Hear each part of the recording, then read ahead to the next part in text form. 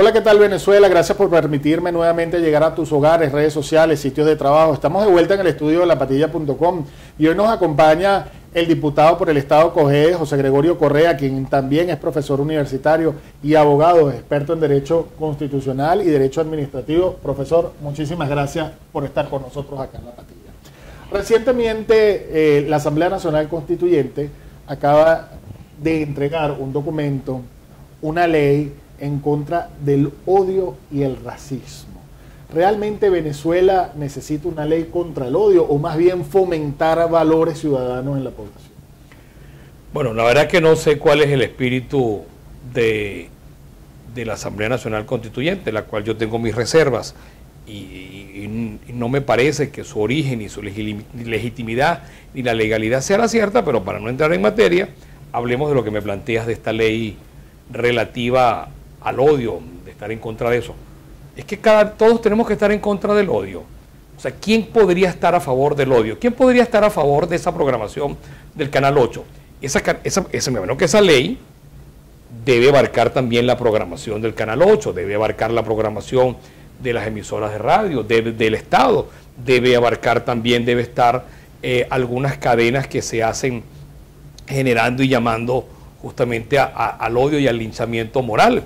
Y otra cosa, esa ley, entiendo, de la Asamblea Nacional Constituyente, entiendo que la aprobaron ahí dentro del hemiciclo, en donde está el Palacio Legislativo, creo que fue allí, porque es que en esa misma esquina hay un kiosco del odio, es el kiosco que agrede a la gente. Yo me imagino que por la cercanía, los que aprobaron esa ley se ocuparán de quitar ese kiosco que está allí, que tanto daño le hace y genera odio. Me imagino que estará abarcada ahí. Yo me imagino que estará abarcada a esos grafiteros que se ocupan de rayar todos los días la Asamblea Nacional porque pensamos distinto.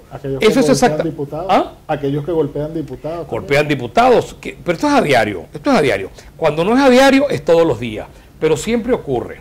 Ellos siempre se turnan. O lo hacen a diario o lo hacen todos los días.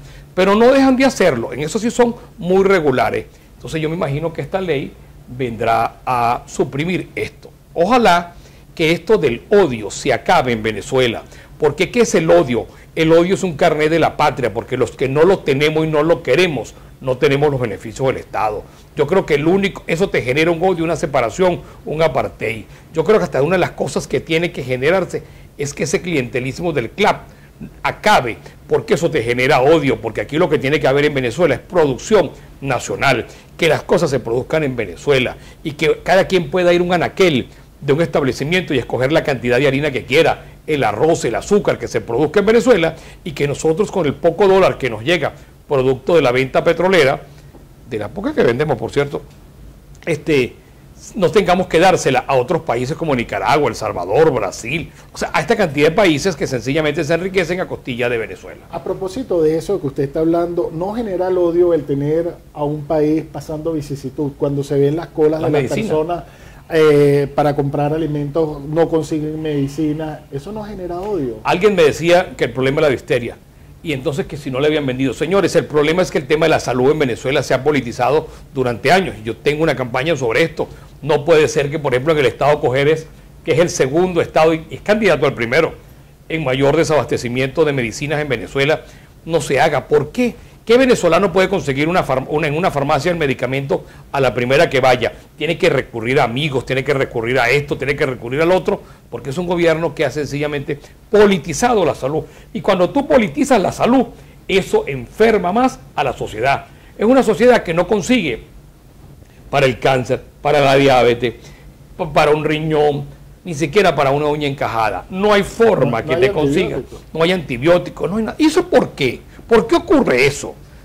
¿Será culpa de qué? ¿Del imperio, de la oposición? No, es culpa de un gobierno que ya va a cumplir 19 años en el ejercicio de sus funciones y no ha podido atender de manera eficiente y racional, equitativa, equilibrada a todos los venezolanos.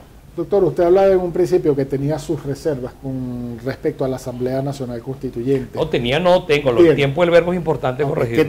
Que tiene sus reservas de la Asamblea Nacional Constituyente. ¿Está actuando esta Asamblea dentro del marco de la legalidad? ¿Hay Estado de Derecho? ¿Tiene facultades reales? Son 545 personas que piensan de una sola manera, monopensadores. Solo piensan de una manera. Venezuela es esa Asamblea Nacional Constituyente. Venezuela piensa así, 545 personas que piensan de una sola forma. ¿Eso será Venezuela? No, eso no es Venezuela. Cuando ellos hacen ahora, le levantan la inmunidad al diputado Guevara, pero es que no solamente es Gilbert Caro, es Mantilla, es todos los que han tenido que no se les ha respetado su inmunidad parlamentaria. ¿Qué es la inmunidad parlamentaria? La inmunidad parlamentaria viene dada del artículo 200 de esta Constitución de la República Bolivariana de Venezuela, que está vigente. Que está vigente, ¿por qué? Porque los venezolanos, ese 15 de diciembre del año 99, bajo un inmenso palo de agua, votaron que estaban de acuerdo. Yo voté en contra, pero una vez que se aprobó, me ocuparé de defenderla todos los días. Entonces ahora aparece un estado de indefensión en Venezuela, que es que la Asamblea Nacional Constituyente es toda poderosa, es magna, es supra, es una cosa así está como de la Vía Láctea, una cosa por encima. Y entonces, ¿dónde queda el artículo 137 de la Constitución de la República Bolivariana de Venezuela que te señala el principio de legalidad? Porque el principio de legalidad es ¿para qué? Para que nosotros tengamos la seguridad jurídica. Tú no puedes legislar y juzgar sobre un delito preexistente. ¿Y qué es la flagrancia? Esto viene dado para la seguridad que tenían en la época del emperador, del rey, separar el Estado. La separación de los poderes es una garantía. El parlamentario en materia penal, solo en materia penal, tiene esta garantía. Porque viene la flagrancia, viene del latín, de la flama, de la llama, que el delito tiene que estar ocurriendo en el momento y que la autoridad policial lo capture, lo atrape infraganti, en fragancia, con la llama ardiendo. Ese es el origen, pero lo que pasa es que algunos legislan sin ser legisladores, porque a veces son líderes, pero no son legisladores. ¿Qué ocurre? Que esta garantía se la señala el artículo 200, desde el momento en que es proclamado por el Ministerio de Asuntos Electorales, por el Consejo Nacional Electoral, y hasta el momento de su renuncia, o el cese de sus funciones por el término del mandato. Desde ese mismo momento, el parlamentario adquiere la inmunidad parlamentaria. Y otra cosa diferente a la Constitución del artículo 61, que es de entender que el constituyente del año 61 señalaba y diferenciaba entre principales y suplentes. El constituyente del 99 no. ¿Por qué no lo hizo en el 99? Porque si vemos el diario de debate, esto es una cosa poco dicha, que en el diario de debate el gobierno, el chavismo se sentía en mayoría y usaba principales y suplentes al punto que abusaba del poder legislativo, que en una misma sesión intervenían principales y suplentes. Entonces, ¿qué hizo? Los equilibró, los puso iguales. Entonces, ahora este gobierno ha querido cambiar eso. Y no es el gobierno, porque ese es otro error. ¿Dónde está la separación de poderes? Ahora, ¿está derogada esta Constitución? No, no está derogada. Y si estuviera derogada, yo quiero que me dijeran por cuál. Porque es que una ley tiene que sustituir a otra ley. Una norma es derogada por otra norma. Ahora, hablando del debido proceso, de la legalidad, ¿dónde entra el papel del Ministerio Público? Se supone que para solicitar el debido proceso debería solicitar un antejuicio de mérito, pero ¿cuáles son las diligencias para llevar a cabo de decir, aquí están los delitos, lo eleva Colina, al Supremo de Justicia? Te digo, Daniel Guillermo, te digo una cosa.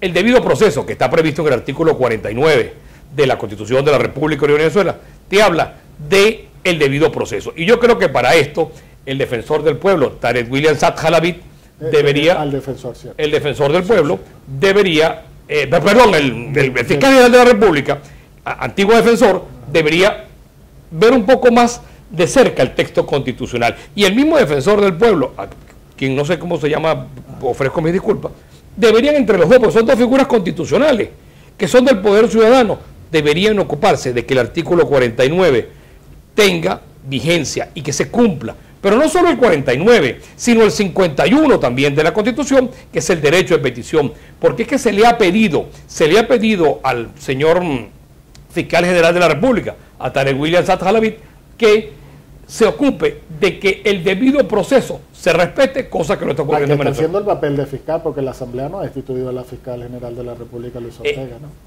Creo que el programa no nos da para tanto tiempo. Okay.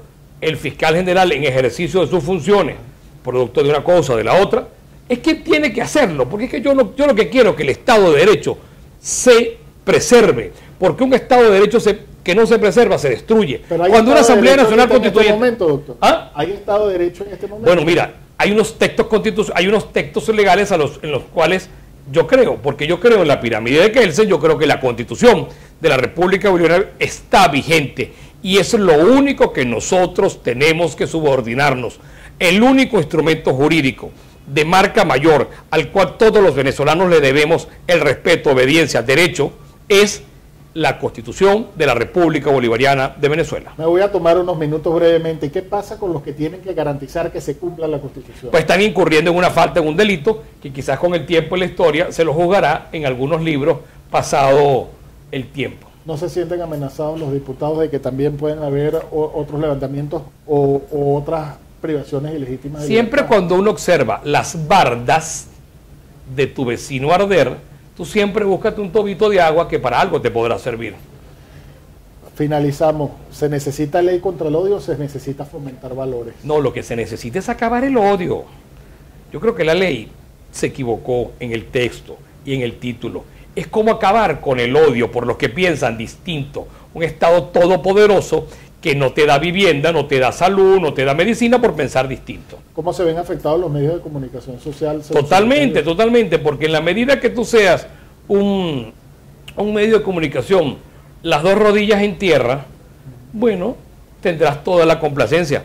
Pero cuando no te pones las dos rodillas en la tierra, eso es lo que justamente le hace daño a la sociedad. Mira, un diálogo, una conversación, hay que hacerla como la estamos haciendo tú y yo ahorita, sentados. Cuando es de pie, no es diálogo, y cuando es arrodillado, tampoco. Los diálogos tienen que ser sentados, y nosotros no hemos podido conversar con un gobierno todopoderoso sentados. ¿Cambiará la programación del canal del Estado? Mira, no sé, porque con esta ley quedan muy afectados. Con esta ley quedarán muy afectados algunos programas muy conocidos, más que todos los nocturnos. Quedarán muy afectados. Semánticamente la hojilla, ¿para qué se usa una hojilla aparte de afectarse? Bueno, no lo sé porque yo... no trabajo en el canal, no estoy interesado. Yo me imagino que los productores del programa tendrán que revisar su programación, porque yo entiendo que la ley es para que la cumplan todos, no para que la cumplan algunos, y entonces yo creo que esa vara tienes que medirlos a todos por igual. Yo quiero saber, y otra cosa, y el reglamento de esa ley, ¿dónde acude uno? ¿Cómo ocurre? ¿Cómo es el mecanismo de denuncia? O sea, esas son las cosas que... ¿Hubo debate, hubo consulta para esta ley? No hubo consulta, porque una cosa que llaman con el pueblo, todos dicen al pueblo nada, esa vez no ocurrió. Esta vez no ocurrió con esa consulta, porque la consulta tiene que hacerse al ciudadano, no al pueblo, al ciudadano, el que está interesado en saber. Y eso no se hizo. No se hizo, ¿por qué? Porque bajo el argumento de que es una Asamblea Nacional toda poderosa de la Vía Láctea, por encima del sistema solar, resulta ser que con eso se ha venido a obviar la consulta al ciudadano, se ha venido obviando a quienes piensan distinto, porque fue hecho por 545 personas que todos piensan de la misma manera, y eso no es la mayoría de Venezuela. Concluyo, anarquía, anomia, paso a una dictadura. Mira, todas las anteriores pueden ser el delta de este río, de este acaudalado río de irregularidades, siempre desemboca en el delta de la arbitrariedad. ¿Y qué es la arbitrariedad? La suma de todo lo que usted me ha señalado.